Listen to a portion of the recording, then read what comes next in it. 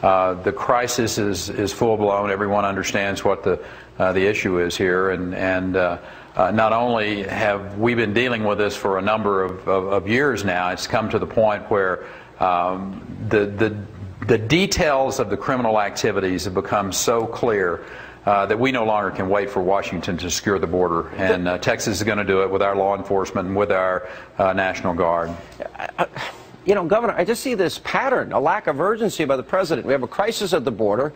We've got our closest ally in Israel under fire in a ground war, and we're lecturing them to pull back after 1,600 rockets are fired in. We got a VA where our vets are dying, and nothing has happened in the 2 months since that has been announced. And on top of that, you know, you have Sergeant Tamarisi's rotting in a prison. He needs medical attention.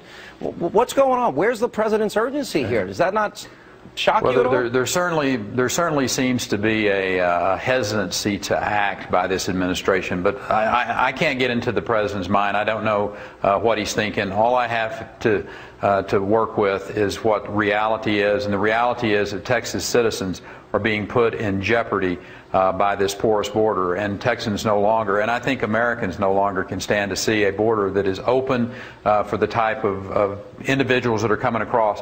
Sean, there have been, over the course of the last 5 years, since the fall of 2008, over 203,000 individuals who have come into Texas illegally that have been booked into our county jails. Those individuals have been accounted for over 3,000 homicides and over 8,000 sexual assaults. We can't afford to wait for Washington to secure this border.